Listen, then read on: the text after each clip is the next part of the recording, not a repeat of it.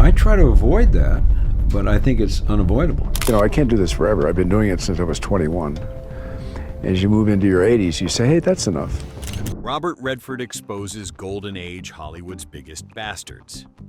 In a recent conversation with Vanity Fair, Robert Redford stunned the public when he unexpectedly exposed the dark side of the old Hollywood icons. He mentioned a screen legend who forced underage girls into marriages full of tragedy, a cowboy hero who openly voiced racist remarks live on television, and a queen of the screen notorious for violent habits that left co-stars hospitalized in fear. Those revelations landed like a bomb on the shared memory of Hollywood's golden age. But the big question remains, exactly which faces did Redford call out, and why only in his twilight years did he dare to lift the lid on this shattering Pandora's box? 1. Charlie Chaplin, comic genius, or a man obsessed with girls not yet grown. On screen, he was the little tramp with a goofy smile, shining eyes, and a shuffling walk that made the world burst out laughing. But when the lights went out, Chaplin appeared with another face, obsessive, controlling, and willing to ruin anyone to satisfy his peculiar desires. What the press uncovered about his private life turned admiration into revulsion. Mildred Harris was the first example. When Chaplin married her in 1918, she was only 16 still in high school in Los Angeles. Why would a girl so young agree to such a hasty marriage? In a San Francisco Chronicle piece published decades later, an old classmate recounted that Mildred was forced by her own parents to marry to save face when rumors of pregnancy with Chaplin spread across the city. The baby died shortly after birth, turning the marriage into a tragedy. Harris's family was said to have received a large sum to keep quiet, but the public did not. The press called it a slap in the face to American morals. But Chaplin didn't stop. A few years later, he hunted again, this time Lita Gray, the girl who had played an angel in The Kid. When Chaplin took notice, Lita was just 12. At 15, the relationship turned ambiguous.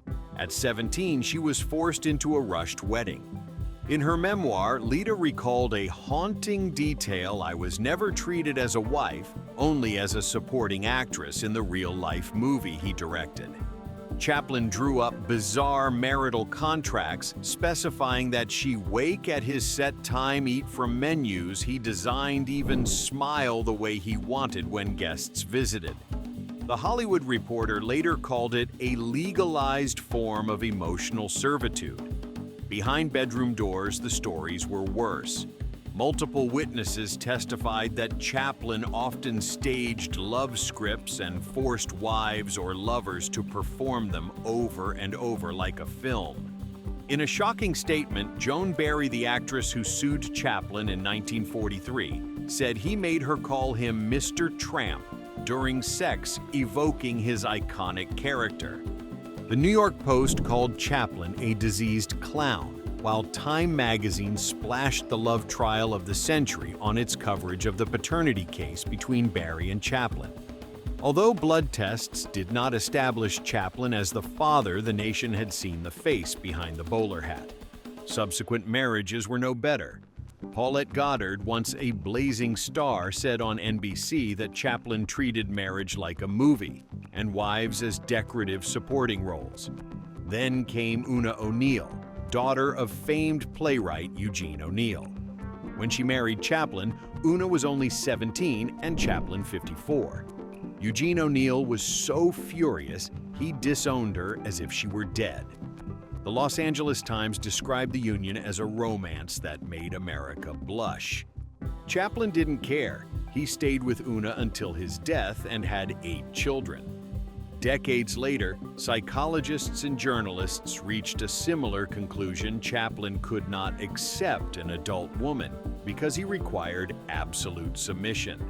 Teenage girls were easier to manipulate. That was the love he craved. A Guardian editorial wrote, Chaplin did not want a partner. He wanted a supporting character, a prop in his play. The cost of that obsession was steep. Mildred Harris died young in loneliness and addiction. Lita Gray spent the rest of her life embittered, forced to write memoirs to make a living.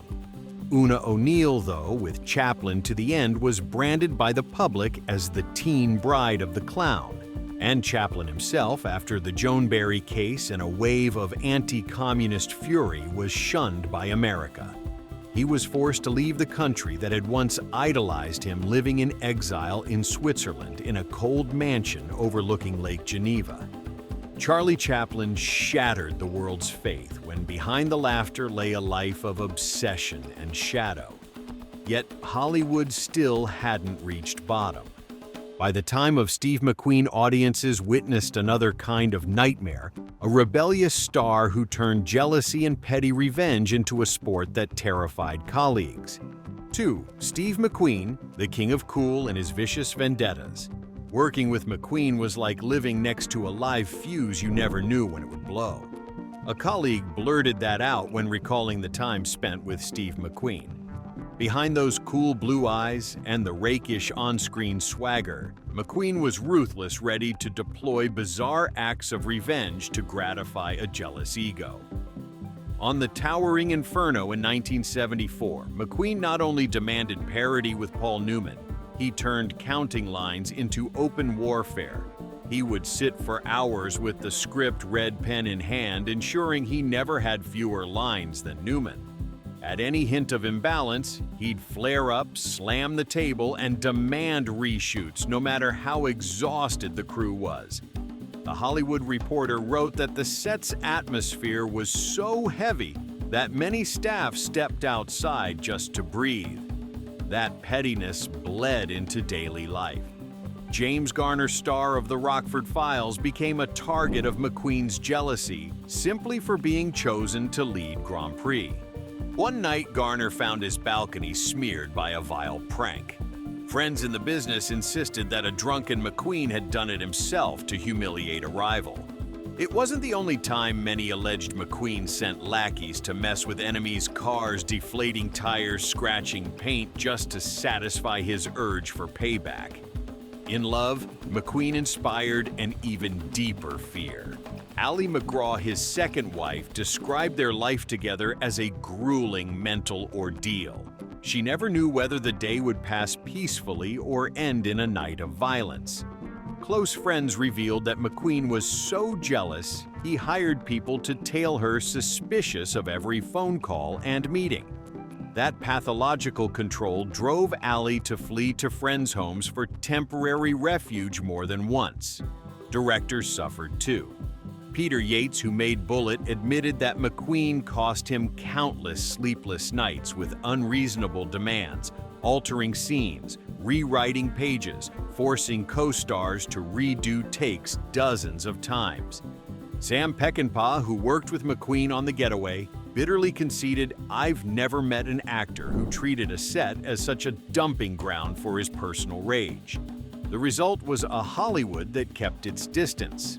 McQueen remained a box office draw, but most colleagues regarded him as a rebel with an angel's face and a devil's heart.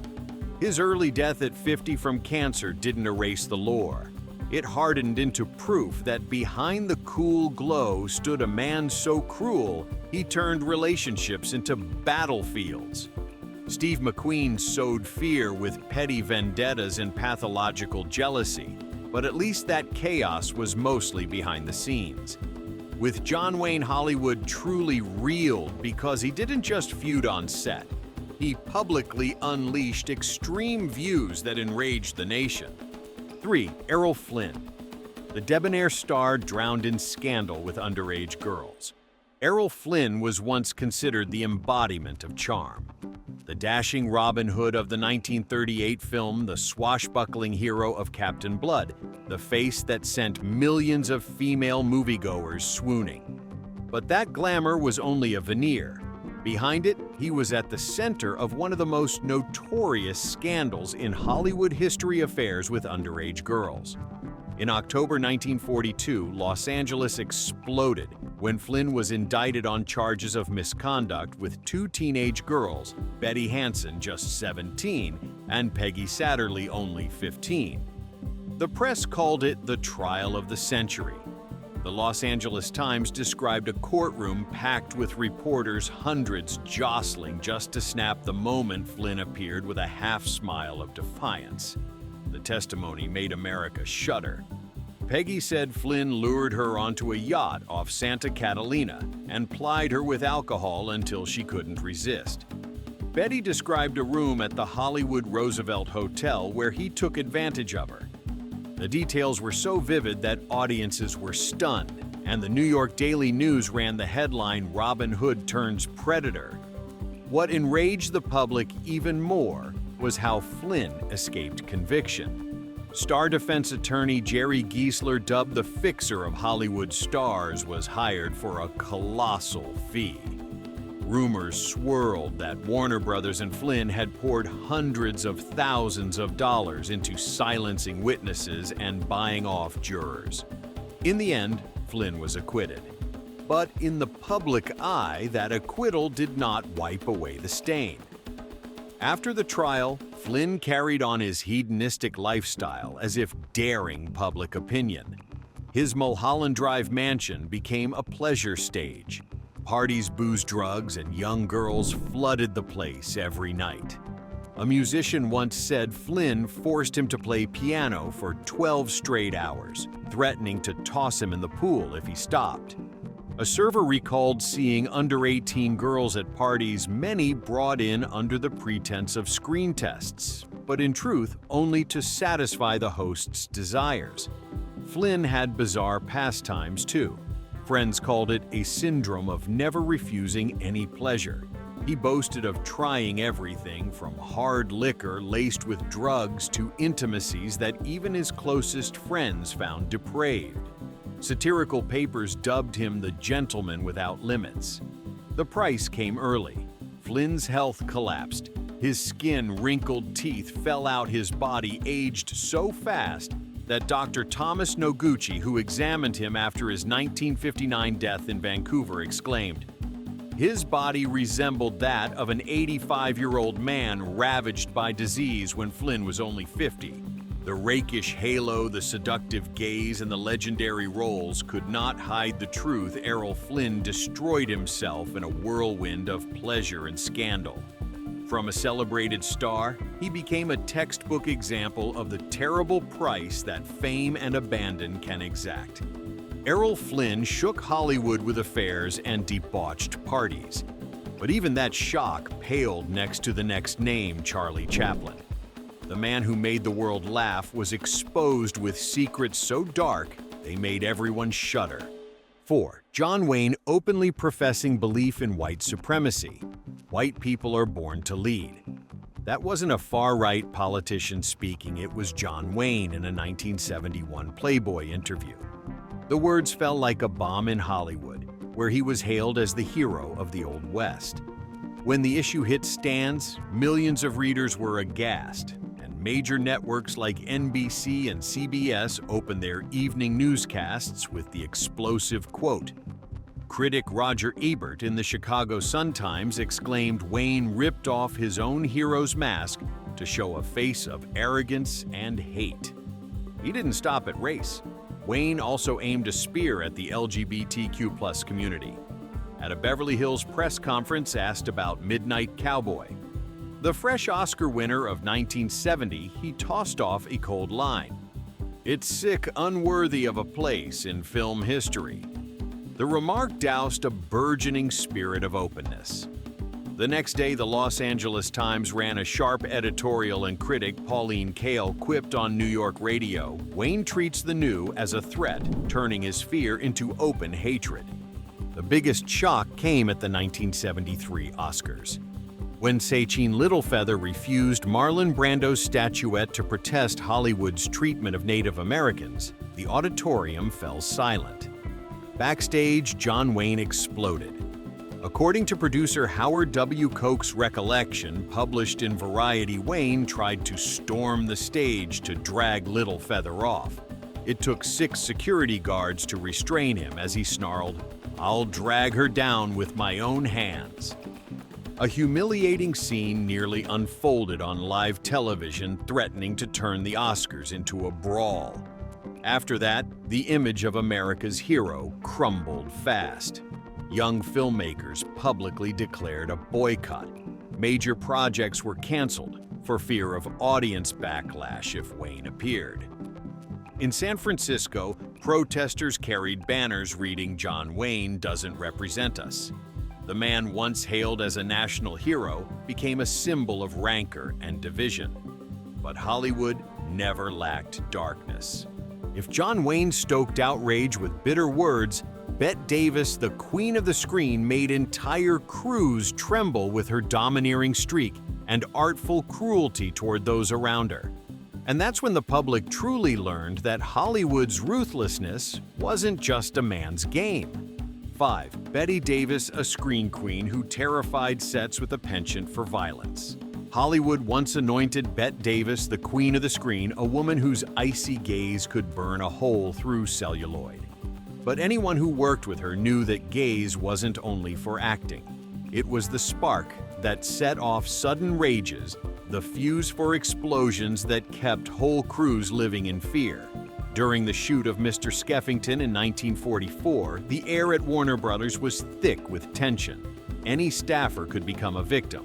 Harry McLean, a backlot assistant, wrote in a later memoir that for the small mistake of tearing the dress she wore in a scene, Davis yanked his hair and smashed a prop cane across his shoulder. The injury sent McLean to the hospital for 2 weeks. The whole affair was buried when Davis paid $5,000 to make him sign a non-disclosure agreement. Violence seemed to be a strange habit of Davis's. George Hamilton, a lighting tech at Warner Brothers, admitted in The Hollywood Reporter that she once hurled a glass ashtray at him just because the light shone too harshly on her face.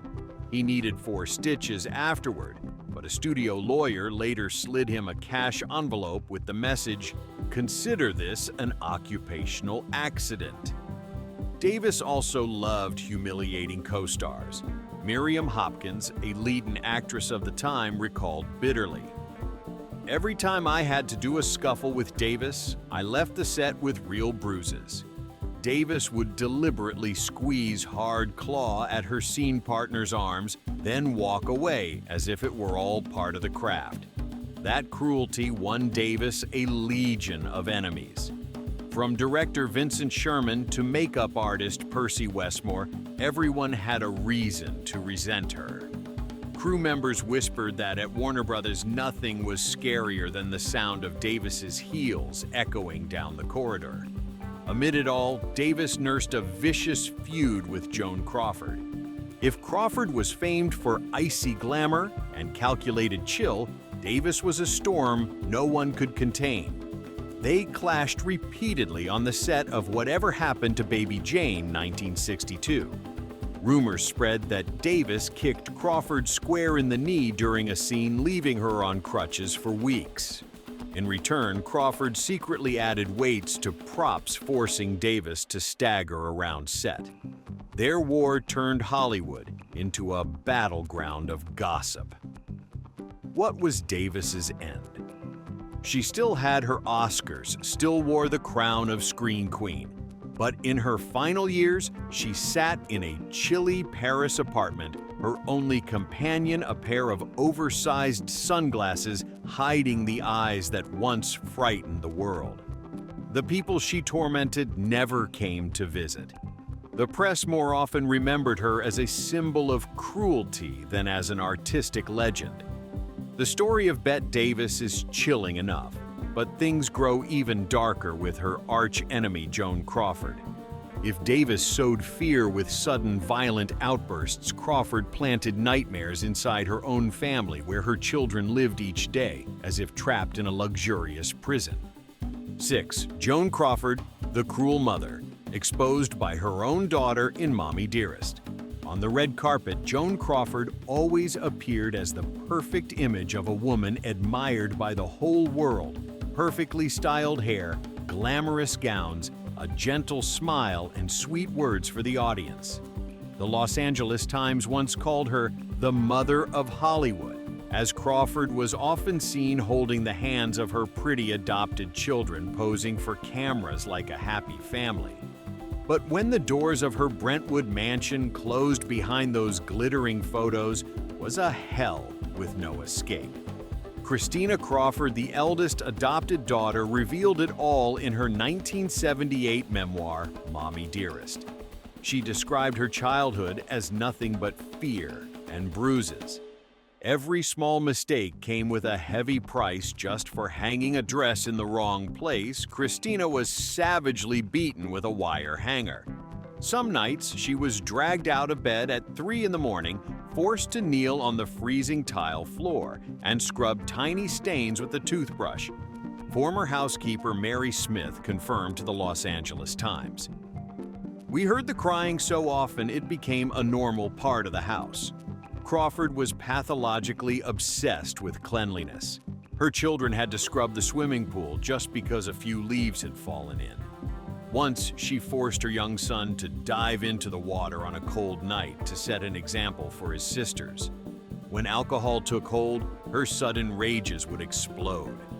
Christina recalled, "One night she yanked the curtains down, screaming that the light made the room dirty, then slapped me as if I were the culprit."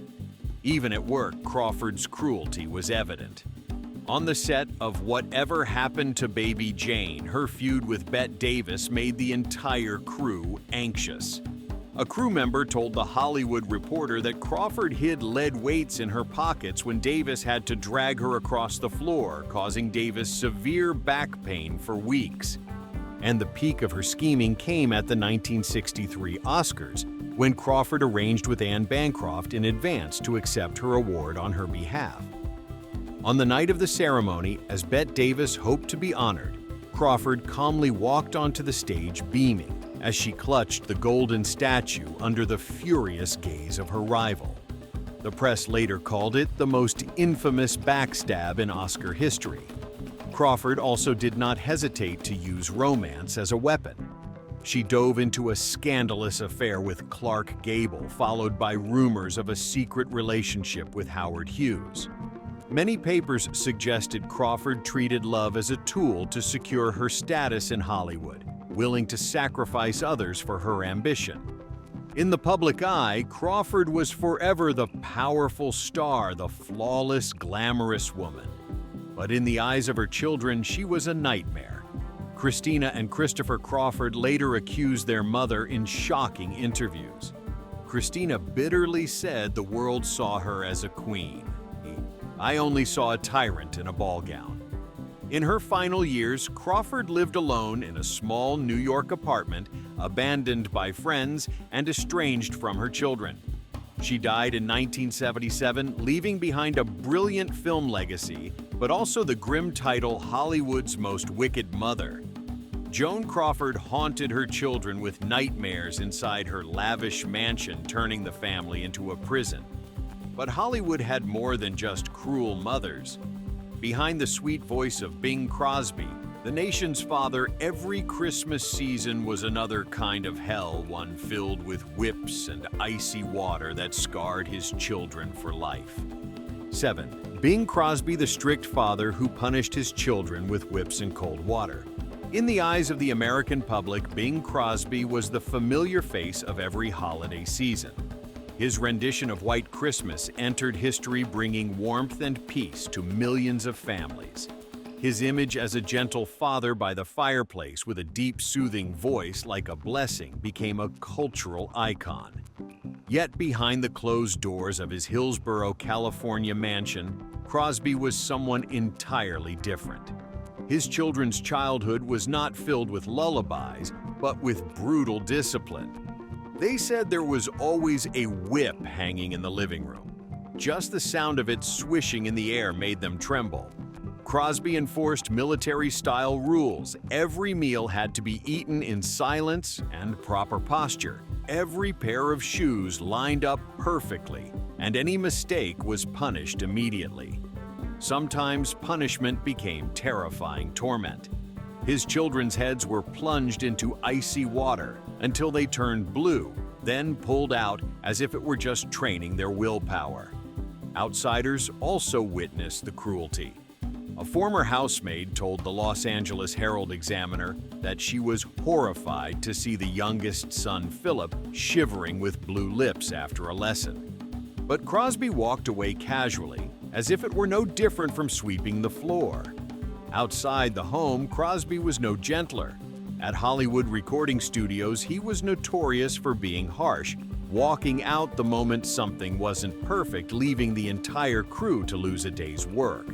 A sound engineer recalled on NBC News that Crosby once smashed a microphone on the floor just because he disliked the way his voice sounded through the headset. The cost of this severity was written into his family. Gary Crosby, the eldest son, exposed it all in his 1983 memoir, Going My Own Way. Those pages revealed lasting trauma. The terrifying silence when their father entered holding the whip the winter mornings that began with icy water poured over their heads. The fearful glances between siblings too scared to cry. The book shocked the public, ripping apart the perfect family myth they had believed for decades. Tragedy followed. 2 of Crosby's 4 sons sank into deep depression. One took his own life in a lonely apartment, another died young under unbearable inner torment. They carried wounds that never healed, raising the haunting question, how could the voice that brought peace to the world cast only shadows on his own bloodline? Critic Leonard Feather wrote in Rolling Stone, Bing Crosby made millions believe in the magic of Christmas. But for his family, Christmas was only memories of the whip. When the truth came out, audiences were stunned to realize even the sweetest melodies could hide a cold heart. And that wasn't all. Another name seemingly harmless with a friendly smile and legendary dance steps concealed secrets that chilled Hollywood: Gene Kelly. 8. Gene Kelly, who turned Debbie Reynolds into a victim of his ruthless perfectionism. When Gene Kelly danced in Singin' in the Rain, the world was dazzled by his radiant smile and romantic charm. But behind the scenes, beneath the enchanting moves that captured millions of hearts, was a different Gene Kelly, ruthless, obsessively perfectionist, and willing to sacrifice his co-stars to achieve the perfect image on screen. Debbie Reynolds, just 19 when she landed her role in the iconic film, stepped onto the MGM set full of bright-eyed dreams. But her Hollywood dream quickly became a nightmare. Kelly pushed her through endless rehearsals until her feet were swollen, her toes bleeding the floor littered with tissues soaked in tears. During those grueling days, Debbie often collapsed under the piano, exhausted, while the crew continued helplessly watching her struggle to endure. Later reports from Variety and The Hollywood Reporter described the atmosphere as a disguised boot camp. The cruelty wasn't only aimed at Debbie. Esther Williams wrote in her memoir that Kelly was obsessed with his height and image. He forced her to hunch in many scenes just to ensure he looked taller. For Kelly, art meant absolute control, and anyone who disrupted his vision had to pay the price. On set, Kelly acted like a dictator. He made the crew redo takes dozens of times over the smallest mistakes, a glance, a step out of rhythm. Choreographers, cameramen, lighting staff all admitted the tension was suffocating, as if they were working in a military barracks. The Los Angeles Times once ran an editorial calling him a genius artist, but also a man who turned film sets into hell. But Kelly's scandals extended beyond art. In the late 1970s, The Guardian raised suspicions of his ties to armed groups in Ireland. Rumors spread that Kelly once met Cathal Goulding in a New York bar where envelopes of cash were handed over for special purposes. His widow, Patricia Ward Kelly, later denied it, saying her husband only loved Irish heritage and never supported violence. Still, Hollywood's memory was long, and the dark shadow lingered over his name. The price of his ruthlessness and obsession with power was isolation. Many co-stars refused to work with him. Choreographers swore never to return. While audiences adored him on screen within the industry, he was branded a dictator in an artist's cloak. To the public, Gene Kelly will forever be the immortal smile in the rain. But to those who worked with him, he was a man who used art as an excuse to torment others, turning the film set into a place of fear. And Hollywood never lacked such faces. If Kelly shocked audiences with cruelty hidden behind dance, Sean Connery stunned the world by tearing apart his gentleman image to reveal a cold soul and dark secrets no less harsh. 9. Sean Connery. Declaring that men have the right to hit women. In film history, few left as deep a mark as Sean Connery. With tailored suits, steady stride, and magnetic gaze, he became the irreplaceable face of James Bond. The image of Agent 007 launched Connery to global stardom, making him an icon. Yet alongside the glory, Connery carved stains in history that enraged the world. It began with his shocking 1965 Playboy interview. Asked about relationships, Connery casually said men had the right to hit women under certain circumstances. At first, the public wavered, some thinking it was a slip. But decades later, in a live TV interview with Barbara Walters, Connery reaffirmed his view. The studio fell silent, millions of viewers erupted. From then on, his gentleman image was inseparable from the labels of violence and chauvinism. Next came his notorious temper at work. On the set of The League of Extraordinary Gentlemen in Prague in 2003, The Independent reported a furious clash between Connery and director Stephen Norrington. The tension was so high the crew feared physical violence. The film flopped and Norrington quit directing altogether. Many believed Connery's pressure drove him away. Colleagues also described Connery as domineering. He forced crews to repeat takes over tiny details. Journalists weren't spared either.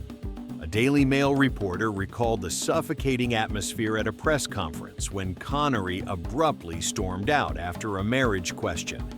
His coldness made many in the industry wary one misstep could ignite his wrath.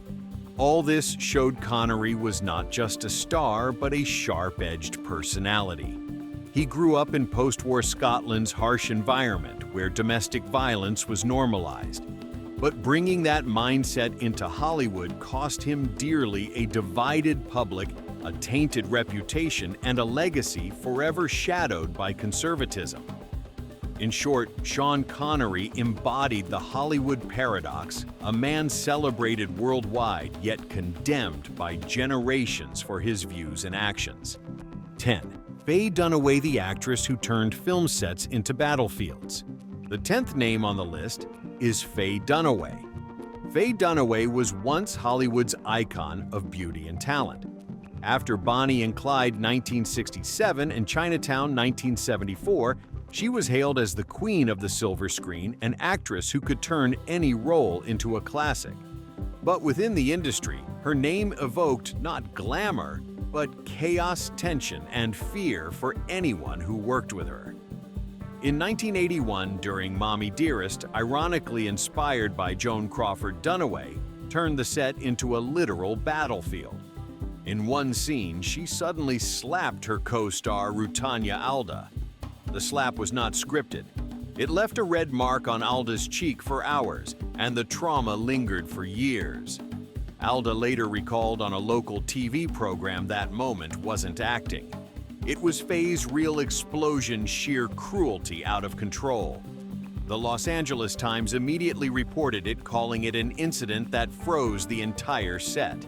But it wasn't only co-stars. Crew members also became victims. A lighting technician told The Hollywood Reporter he once got hit on the head with a flying ashtray requiring stitches, just because the light wasn't at the angle Dunaway wanted. After that, producers hung a huge sign outside the set, reading "Absolute Silence," hoping to prevent her tantrums.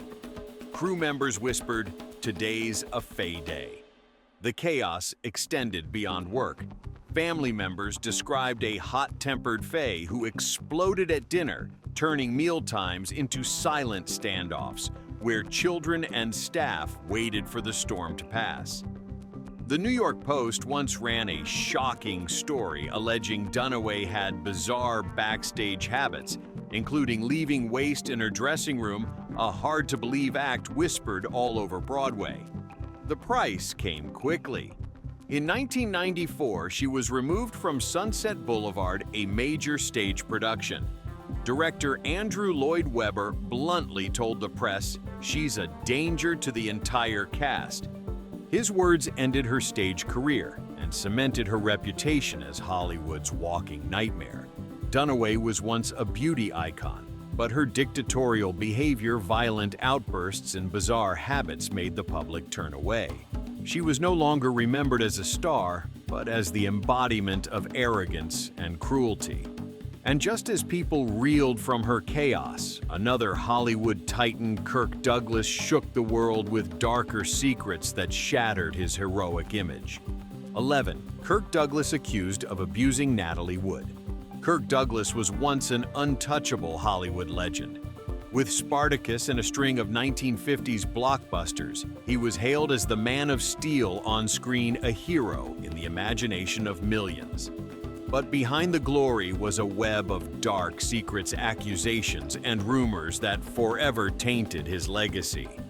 The 2018 memoir of Lana Wood, Natalie Wood's sister, tore down the veil. She claimed Douglas had abused Natalie when she was still too young and innocent. When The Hollywood Reporter published the account, Hollywood was stunned. Headlines blared, "Spartacus hero villain behind the curtains."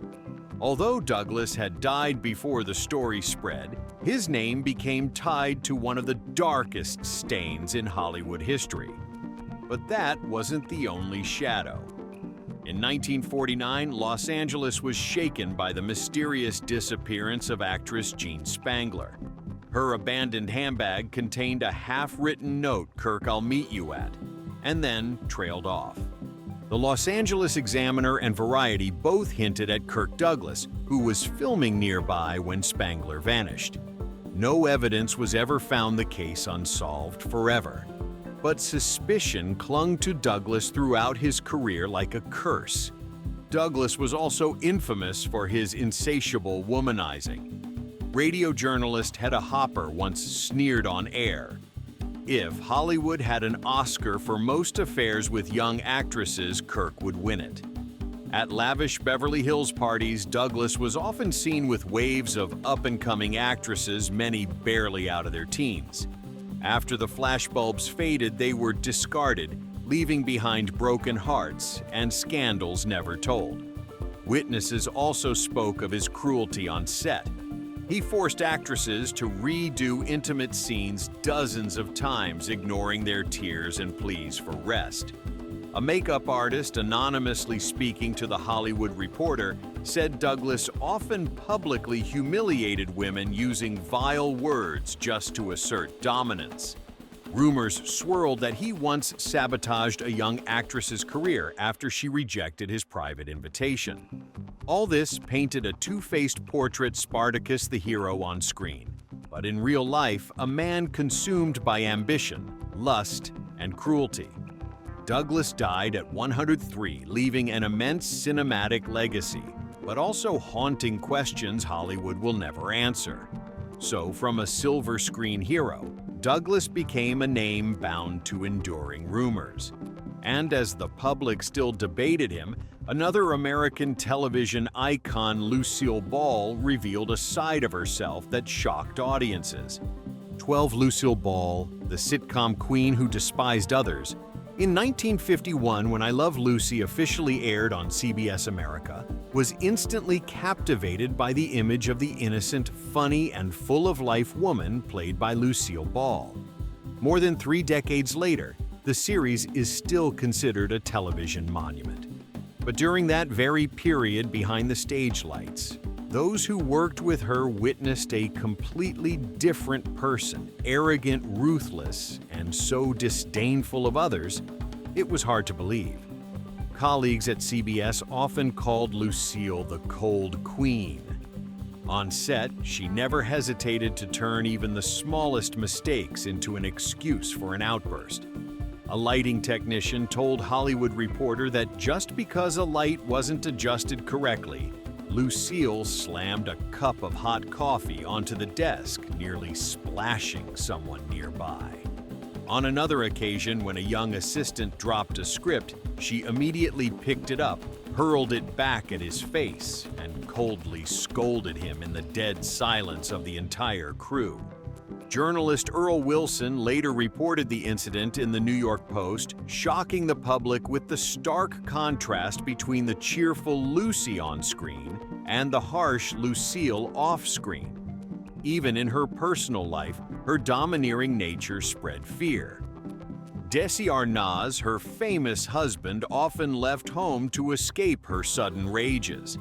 Family dinners frequently ended with the sound of dishes shattering simply because the children dared look at her before being given permission.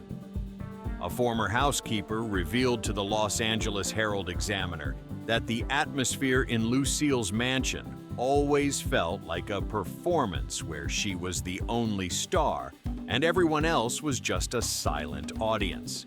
Her coldness extended to public places as well. The New York Times once published the account of a flight attendant on a trip from New York to Los Angeles when Lucille flatly refused to speak directly to the staff. She would only signal for her assistant to pass messages as if talking to a flight attendant was beneath her status. The story spread quickly, turning Ball into a symbol of the arrogance of America's television elite.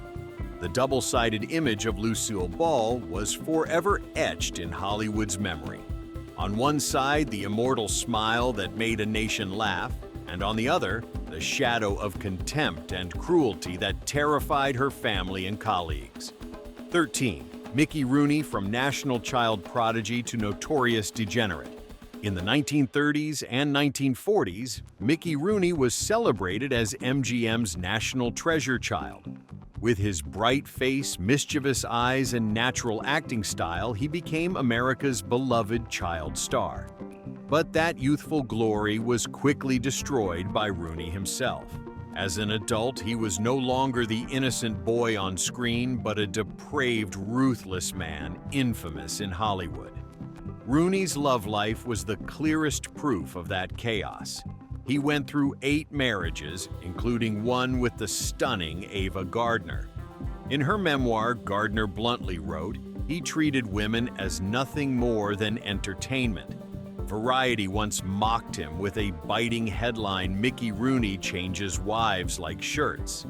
Behind this endless cycle was not only fragile romance, but also a string of scars left on the women who entered his life, many of whom left Hollywood in disgrace, losing both their careers and their dignity. But worse still were Rooney's actions toward young, aspiring actresses. Rumors of the casting couch clung to his name for years.